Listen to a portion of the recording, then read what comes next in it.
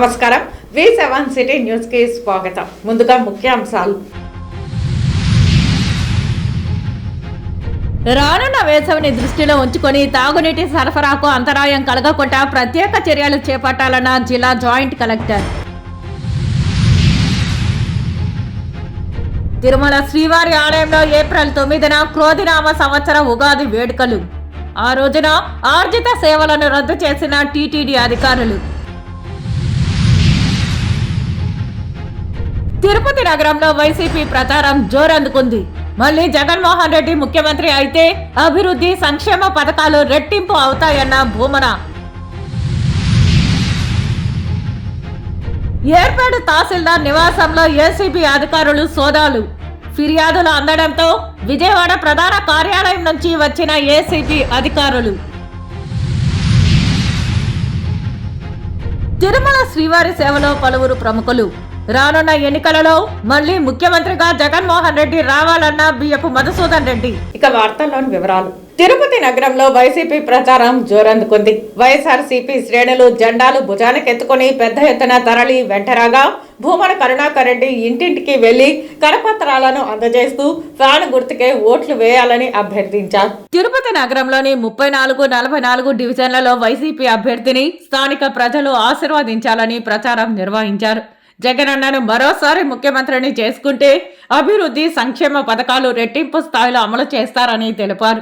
చంద్రబాబు కూటమికి ఓట్లు వేస్తే అభివృద్ధి సంక్షేమ పథకాల రద్దుకు ఆమోద ముద్ర వేసినట్లవుతుందన్నారు. అందుచేత చంద్రబాబు కూటమిని చిత్తుగా ఓడించాలని కోరారు. ఈ నేపథ్యంలో భూమన కరుణాకర్ రెడ్డికి మహిళలు బ్రహ్మరథం పట్టారు. ఇళ్ల ముందు ముగ్గులేసి పూల వర్షం కురిపిస్తూ గుమ్మడికాయల దిష్టి తీస్తూ భూమన కరుణాకర్ రెడ్డిని స్వాగతించారు. సార్వత్రిక ఎన్నికల్లో వైఎస్ఆర్సీపీ ఎమ్మెల్యే అభ్యర్థి భూమన అభినయ్కి ఓట్లు వేసి ఎమ్మెల్యేగా గెలిపించుకుంటామని ముక్త కంఠంతో ప్రకటించారు.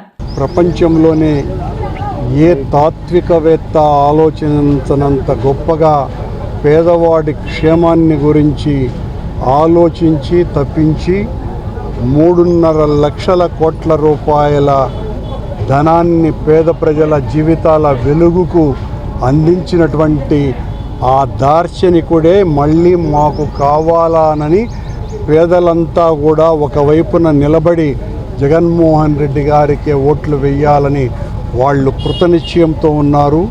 పేదలను వ్యతిరేకించేటువంటి పెత్తందారులంతా కూడా ఖచ్చితంగా ఈ పేదోళ్లను ఓడించాలా, వీళ్లను ఓడించి అదిమి పట్టాలి అంటే జగన్మోహన్ రెడ్డికి వ్యతిరేకంగా నిలబడాలనేటువంటి కుటిల ప్రయత్నమంతా కూడా ఒక కూటమిగా ఏర్పడ్డ ఈ కూటమి దూది పింజల్లాగా మే 13వ తారీఖున ఎగిరిపోతుంది. ఈ రోజున సంక్షేమం కోసమని సంక్షేమ పాలన అంటే ఏంది అన్నది జగన్మోహన్ రెడ్డి గారు ఆచరణలో నిరూపించినారు. కాంగ్రెస్ పార్టీ అధికారిక బ్యాంక్ అకౌంటును ఆదాయపు పన్ను శాఖ ఐటీసీ చేయడాన్ని తిరుపతి నగర కాంగ్రెస్ అధ్యక్షులు యార్లపల్లి గోపి తీవ్రంగా ఖండించారు. తిరుపతి ప్రెస్ క్లబ్ లో ఏర్పాటు చేసిన మీడియా సమావేశంలో కాంగ్రెస్ పార్టీ నాయకులు మాట్లాడుతూ సార్వత్రిక ఎన్నికలు దేశంలో జరుగుతుంటే కాంగ్రెస్ పార్టీ దేశంలో సాధారణ ప్రజల నుంచి విరాళాల రూపంలో సేకరించిన మొత్తాన్ని ఆదాయపు పన్ను శాఖ సీజ్ చేయడం దుర్మార్గమని అన్నారు.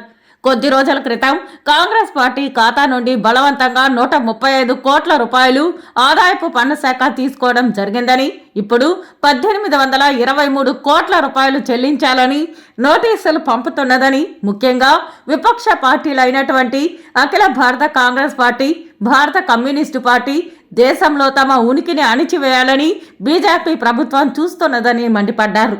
వెంటనే ఐటీ శాఖ తమ నోటీసులను వాపసు తీసుకోవాలని, లేని పక్షంలో తీవ్ర పరిణామాలు ఎదుర్కోవాల్సి ఉంటుందని బీజేపీ ప్రభుత్వాన్ని హెచ్చరించారు. బీజేపీ ప్రభుత్వం ఎన్ని నాటకాలు ఆడినా రాబోయే 2024 ఎన్నికలలో కాంగ్రెస్ ప్రభుత్వాన్ని ఏర్పాటు చేయబోతున్నామని తెలిపారు. ఈ కార్యక్రమంలో జిల్లా నాయకులు తదితరులు పాల్గొన్నారు. ఈరోజు బీజేపీ అధికారులు వచ్చిన తర్వాత ఆదాయ పన్ను శాఖ బీజేపీ శాఖ మరిపోయి ఏర్పడింది. బీజేపీ గవర్నమెంట్కి పార్టీకి వివిధ పారిశ్రామికవేత్తల నుంచి కానీ బడా కోటీసుల నుంచి కానీ 8,200 కోట్లు వాళ్ళకి పార్టీ ఫండ్ ఇవ్వడం జరిగింది. వాళ్ళు ఆ లెక్కన ఆదాయ పన్ను శాఖకు 4,600 కోట్లు వాళ్ళు ప్రభుత్వానికి ఆదాయం చెల్లించాల్సిన పరిస్థితి ఏర్పడింది. ఒక్క రూపాయి కూడా బీజేపీ ప్రభుత్వము చెల్లించుకోగా ఈరోజు వాళ్ళు ఒక అకౌంట్ని జప్తు చేయకుండా ఈరోజు నిదానంగా చేయడం జరిగింది. కుప్పంలో చంద్రబాబు ఓడిపోతే తాను రాజకీయ సన్యాసం తీసుకుంటారని వైసీపీ నాయకులు కూడా తీసుకుంటారా అంటూ టీడీపీ ఎమ్మెల్సీ శ్రీకాంత్ సవాల్ విసిరారు. తిరుమల శ్రీవారిని శనివారం ఉదయం నైవేద్య విరామ సమయంలో టీడీపీ ఎమ్మెల్సీ శ్రీకాంత్ దర్శించుకున్నారు. వీరికి టీటీడీ అధికారులు స్వామివారి దర్శన ఏర్పాట్లు చేసి తీర్థ ప్రసాదాలను అందజేశారు. ఆలయం వెలుపల ఆయన మీడియాతో మాట్లాడుతూ ఎన్నికల ముందు శ్రీవారిని దర్శించుకోవడం సంతోషంగా ఉందన్నారు. ఎన్నికల్లో కూటమి అఖండ విజయం సాధించి రాష్ట్రంలో చంద్రబాబు మళ్లీ ముఖ్యమంత్రి అవుతారని ధీమా వ్యక్తం చేశారు. కుప్పంలో చంద్రబాబు ఓడిపోతారని అంటున్న వైసీపీ నాయకులు ఆయన ఓడిపోతే రాజకీయ సన్యాసం తీసుకుంటారా అని ప్రశ్నించారు. కుప్పంలో చంద్రబాబు ఓడిపోతే తాను రాజకీయ సన్యాసం తీసుకుంటానని ఈ సవాల్కు వైసీపీ నాయకులు సిద్ధమా అని ప్రశ్నించారు. దేవస్థానానికి శ్రీ వెంకటేశ్వర స్వామివారిని దర్శించుకోవటం జరిగింది.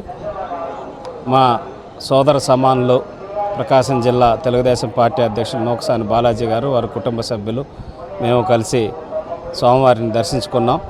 ప్రజాగళం పేరుతోటి చంద్రబాబు నాయుడు గారు చేస్తున్నటువంటి సభలన్నీ కూడా అద్భుతమైన రెస్పాన్సు, సక్సెస్, ప్రజల నుంచి విశేష స్పందన వస్తూ ఉంది.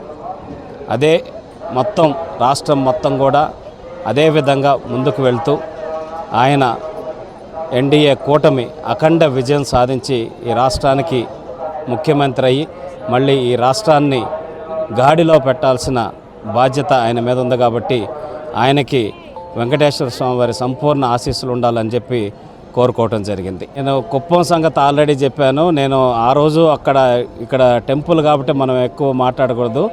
వైఎస్ఆర్సీపీ నాయకులకి నేను సవాల్ విసిరాను. ఇంతవరకు నా సవాల్కి రిప్లై రాలా. చంద్రబాబు నాయుడు గారు కుప్పంలో ఓడిపోతే నేను రాజకీయాల నుంచి శాశ్వతంగా తప్పుకుంటాను అని చెప్పాను. ఎవరైతే ఓడిపోతారని చెప్పి మాట్లాడుతున్నారో వాళ్ళందరికీ ఆ సవాల్ స్వీకరించే దమ్ముందేమో చెప్పమనండి.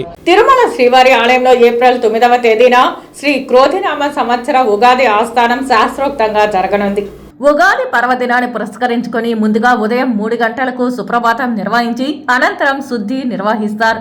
ఉదయం 6 గంటలకు శ్రీదేవి భూదేవి సమేత శ్రీ మలయప్ప స్వామి వారికి మరియు విశ్వక్సేనుల వారికి విశేష సమర్పణ చేస్తారు. ఉదయం 7 గంటల నుండి 9 గంటల నడుమ విమాన ప్రాకారం ధ్వజస్తంభం చుట్టూ ఊరేగింపుగా ఆలయంలోనికి ప్రవేశిస్తారు. ఆ తర్వాత శ్రీవారి మూల విరాట్కు మరియు ఉత్సవ మూర్తులకు నూతన వస్త్రాలను ధరింపజేస్తారు.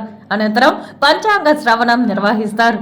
ఉగాది ఆస్థానాన్ని బంగారు వాకిల వద్ద ఆగమ పండితులు, అర్చకులు శాస్త్రోక్తంగా నిర్వహిస్తారు. ఉగాది పర్వదినాన్ని పురస్కరించుకుని ఏప్రిల్ 9వ తేదీన శ్రీవారి ఆలయంలో నిర్వహించే ఆర్జిత సేవలైన అష్టదళ పాద పద్మారాధన, కళ్యాణోత్సవ, ఊంజల సేవ, ఆర్జిత బ్రహ్మోత్సవంలను టీటీడీ రద్దు చేసింది. 2019లో వైసీపీ ప్రభుత్వాన్ని గెలిపించినట్లే తిరిగి 2024లో కూడా జగనన్నను ముఖ్యమంత్రిని చేసుకుందామని, తద్వారా దళిత కులాన్ని అభివృద్ధి చేసుకోవాలని ఐక్య దళిత మహానాడు జాతీయ అధ్యక్షులు కల్లూరు చెంగయ్య పిలుపునిచ్చారు. తిరుపతి ప్రెస్ క్లబ్ లో శనివారం మీడియా సమావేశంలో దళిత నాయకులతో వారు మాట్లాడుతూ జగనన్న మరోసారి సీఎం అయితే దళితుల సాధికారత కొరకు జగనన్న ప్రకటించిన దళిత సంక్షేమ రత్నాలను నెరవేర్చాలని కోరారు. ఈ సందర్భంగా దళితులకు సంక్షేమం కోసం జగనన్న చేయాల్సిన అభివృద్ధి పథకాలకు సంబంధించిన 3 పేజీల మేనిఫెస్టో మీడియా ముందు సమర్పించారు. ఈ విలేకరుల సమావేశంలో కొప్పాల మురళి, పిల్లి సిద్ధేశ్వర్, గాడి సుమన్, గాలి ప్రతాప్, పరందామయ్య తదితరులు పాల్గొన్నారు. సహాయం చేస్తాను, ఆదుకుంటానని చెప్పేసి వారు మాట ఇవ్వడం జరిగింది. అయితే ఈ 5 సంవత్సరాల కాలంలో ఏ రోజు కూడా మాకు ఎలాంటి పదవిని ఇవ్వడం కానీ ఆర్థిక సహకారాన్ని ఇవ్వడం కానీ జరగలేదు. మా సంఘానికి ఆయన ఇచ్చినటువంటి మాట నిలబెట్టుకోలేకపోయారు. అలాగే ఎవరైతే మా దగ్గర సహాయం పొందారో ఆ ఎమ్మెల్యేలు ఎవరు కూడా మమ్మల్ని ఆర్థికంగా ఆదుకున్నటువంటి సంఘటన లేనే లేదు. అయితే ఈ 5 సంవత్సరాల కాలంలో ఈ రాష్ట్రంలో జరిగినటువంటి అభివృద్ధిని మేము గ్రహించాం. మాకు పదవులు రాకపోయినా, మాకు ఆర్థిక సహకారం అందించకపోయినా మేము బాధపడక ఈ రాష్ట్రంలో జరిగినటువంటి అభివృద్ధి పనుల్ని గమనించాం. రానున్న ఎన్నికల్లో వైఎస్ఆర్ కాంగ్రెస్ పార్టీ అఖండ విజయం సాధించి తిరిగి జగన్మోహన్ రెడ్డి ముఖ్యమంత్రి అవుతారని శ్రీకాళహస్తి ఎమ్మెల్యే బియ్యపు మధుసూదన్ రెడ్డి ధీమా వ్యక్తం చేశారు. తిరుమల శ్రీవారిని శనివారం ఉదయం నైవేద్య విరామ సమయంలో శ్రీకాళహస్తి ఎమ్మెల్యే బియ్యపు మధుసూదన్ రెడ్డి దర్శించుకున్నారు. వీరికి టీటీడీ అధికారులు స్వామివారి దర్శన ఏర్పాట్లను చేసి తీర్థ ప్రసాదాలను అందజేశారు. దర్శనానంతరం ఆయన ఆలయం వెలుపల మీడియాతో మాట్లాడుతూ మళ్లీ వైఎస్ఆర్ కాంగ్రెస్ పార్టీ అధికారంలోకి రావాలని తాను కూడా శ్రీకాళహస్తిలో ఎమ్మెల్యేగా గెలుపొందాలని శ్రీవారిని ప్రార్థించినట్లు వెల్లడించారు. గత ఎన్నికల ముందు చంద్రబాబు శ్రీకాళహస్తికి వచ్చి తనపై అబద్ధపు ఆరోపణలు చేశారని, అందుకే ఆయన జైలుకు వెళ్లారని పేర్కొన్నారు. మళ్లీ ఇప్పుడు శ్రీకాళహస్తికి వచ్చి ఉన్నారని, మళ్లీ తనపై అబద్ధాలు చెబితే ఈశ్వరుడే చూసుకుంటారని అన్నారు. కుప్పంలో చంద్రబాబు గెలుపు ఈసారి కష్టమని పేర్కొన్నారు. ఈసారి మరలా జగన్మోహన్ రెడ్డి గారు సీఎం కావాలి, అదేవిధంగా కాళహస్తిలో నేను కూడా ఎమ్మెల్యే కావాలి, ప్రజలందరూ కూడా ఆనందం వల్ల కోరుకున్నాం. లాస్ట్ టైము చంద్రబాబు నాయుడు గారు కాళహస్తికి వచ్చి లేని అబద్ధాలన్నీ చెప్పి తొడగొట్టి లాస్ట్కి జైలు పాలైనాడు. మళ్ళీ ఇప్పుడు వచ్చున్నాడు, ఈరోజు సాయంకాలం ఇస్తాడనుకుంటా స్టేట్మెంటు. మరలా ఏమవుతాడో తెలియదు. ఈస్పోర్ట్ చాలా పవర్ఫుల్, అబద్ధం చెప్పి ఇమీడియట్గా యాక్షన్ తీసుకుంటాడు. కాబట్టి ఆ భగవంతుడు వైఎస్ఆర్ పార్టీ పక్కన ఉండి వైఎస్ఆర్ పార్టీని గెలిపించే బాధ్యతని, అదేవిధంగా ప్రజలు, అదేవిధంగా అందరినీ మనసు మార్చి ఆ దేవుడు మంచి దేశం బాగుండాలి, రాష్ట్రం బాగుండాలని కోరుకుంటున్నాను. అదేవిధంగా శ్రీకాళహస్తి బాగుండాలి, ప్రజలు కూడా కోరుకుంటున్నాం. ఓం నమస్తే. వస్తాయి, ఎందుకు రావు? ఏడేట ఒక ఓటు పడితే ఆడ కూడా అదే ఓటు. గాలి ఒకే గాలి, ఏ గాలి అయినా ఒకటే. ఎన్డీఏ కూటమిలోని బీజేపీ, టీడీపీ, జనసేన పార్టీల పొత్తు కూటమికి తాము మద్దతు తెలుపుతున్నట్లు తమ నేత మందకృష్ణ మాదిగ పిలుపు మేరకు ఉమ్మడి చిత్తూరు జిల్లాలో పొత్తులోని పార్టీల అధ్యక్షులను గెలిపించుకుంటామని మాదిగ రిజర్వేషన్ పోరాట సమితి తిరుపతి జిల్లా అధ్యక్షులు వేలూరు రాజేంద్ర తెలిపారు. తిరుపతి ప్రెస్ క్లబ్లో శనివారం మీడియా సమావేశంలో వారు మాట్లాడారు. మానవ హక్కులను మరియు భావ హక్కు ప్రకటనలను పూర్తి స్థాయిలో జగన్మోహన్ రెడ్డి ప్రభుత్వం ఆయన చెప్పు చేతుల్లో పెట్టినటువంటి పోలీసు యంత్రాంగంతో కూడా ప్రవర్తిస్తున్నాయి. మరి పూర్తి స్థాయిలో మేము మాదిగ రిజర్వేషన్ పోరాట సమితి ఆంధ్రప్రదేశ్లో ప్రతి జిల్లాలోనూ పూర్తి స్థాయిలో మేము ఆయనకి హెచ్చరిస్తున్నాం. రాబోయే రోజుల్లో కూడా గ్రామ స్థాయి నుంచి మండల స్థాయిలో గ్రామాన కార్యకర్తలను అలాట్మెంట్ చేసి జగన్మోహన్ రెడ్డిని పూర్తి స్థాయిగా ఎన్నికలలో ఓడించడానికి సర్వశక్తులుగా కృషి చేస్తూ, అదేవిధంగా ఎన్డీఏ కూటమిని బలోపేతం చేస్తూ ఈ సామాజిక వర్గాన్ని అణచివేయాలనే ధోరణితో ఈ ప్రభుత్వం జగన్మోహన్ రెడ్డి గారు ప్రవర్తిస్తున్నారు. ఇది ఎంతవరకు సమంజసం కాదు. మీరు చేసే కొద్దీ ఇంకా కసిగా పనిచేయాల్సి వస్తుంది. భవిష్యత్తులో రేపు రాబోయే ఎన్నికలలో ఎన్డీఏ కూటమికి పూర్తి స్థాయిలో అటు ఇటు కొంతమంది మీకు అనుకూలంగా ఉన్న వ్యక్తులు కూడా పూర్తి స్థాయిలో మనం ఎన్డీఏకి బలోపేతం చేయాలా, అదేవిధంగా తెలుగుదేశాన్ని బలపరచాలా, ఆ కూటమిని బలపరచాలనే దిశగా వెళ్ళే అవకాశం ఉంది. కాబట్టి దయచేసి ఇప్పటికైనా అర్థం చేసుకోవాలా. మీ సమావేశాలు రోడ్డు దిగ్బంధించి రకరకాల ప్రజల్ని ఇబ్బంది పెడుతున్న సమావేశాలకి ఎక్కడా అడ్డంకి కలిగించకుండా మా సమావేశాన్ని అడ్డుకోవడం, దాన్ని రద్దు చేయడం అనేది చాలా హాస్యాస్పదం. ఇప్పటికన్నా పోలీసు వారు మీరు ఎలక్షన్ కమిషన్ పరిధిలో ఉండారని మర్చిపోకండి. ఈ రాజకీయ నాయకుల మాటలు విని ఎంతో మంది జైలు పోయిన వాళ్ళు ఇప్పటికీ మన కళ్ళ ముందు కనపడుతున్నారు. దయచేసి పోలీస్ అధికారులు కావచ్చు, ఎలక్షన్ కమిషన్ కావచ్చు, అందరినీ సమానంగా చూడాల్సిన సందర్భంలో, అందరికీ సమాన హక్కులు ఉన్నాయని చెప్పి ఉండే సందర్భంలో ఈ విధంగా చేయడం సమంజసం కాదు. రానున్న వేసవిని దృష్టిలో ఉంచుకొని ప్రజలకు తాగునీటి సరఫరాలో ఎలాంటి అవాంతరాలు కలగకుండా నీటి ఎద్దడి నివారణకు ప్రత్యేక చర్యలు చేపట్టాలని జిల్లా జాయింట్ కలెక్టర్ ధ్యానచంద్ర సంబంధిత అధికారులను ఆదేశించారు. శనివారం మధ్యాహ్నం స్థానిక కలెక్టరేట్లోని జాయింట్ కలెక్టర్ సమావేశ మందిరం నందు నీటిపారుదల శాఖ, జలవనరుల శాఖ అధికారులతో త్రాగునీటి ఎద్దడి నివారణకు సంబంధించిన పలు అంశాలపై సమావేశం నిర్వహించారు. ఈ సందర్భంగా జాయింట్ కలెక్టర్ మాట్లాడుతూ జిల్లాలో రానున్న వేసవి కాలాన్ని దృష్టిలో ఉంచుకొని తాగునీటి ఎద్దడి నివారణకు అవసరమైన అన్ని చర్యలు చేపట్టాలని తెలిపారు. నీటి సరఫరాలో ఎటువంటి ఇబ్బందులు లేకుండా చూడాల్సిన బాధ్యత మనపై ఉందని తెలిపారు. నీటి సరఫరా విషయంలో ఏదైనా ఇబ్బంది ఉంటే ఎప్పటికప్పుడు సకాలంలో స్పందించి వాటిని త్వరగా పరిష్కరించేలా సమన్వయం చేసుకోవాలని తెలిపారు. సింగిల్ విలేజ్, మల్టీ విలేజ్ పథకం ద్వారా 272 హ్యాబిటేషన్లలో నీటిని సరఫరా చేయడం జరిగిందని తెలిపారు. టీటీడీ కళ్యాణకట్ట తదితర ప్రాంతాలలో విధులు నిర్వహించే మహిళా క్షురకులకు ఏ రాజకీయ పార్టీ అయితే న్యాయం చేస్తుందో రానున్న ఎన్నికలలో వారికి తమ మద్దతు ఉంటుందని టీటీడీ మహిళా క్షురకుల వ్యవస్థాపకురాలు రాధాదేవి తెలియజేశారు.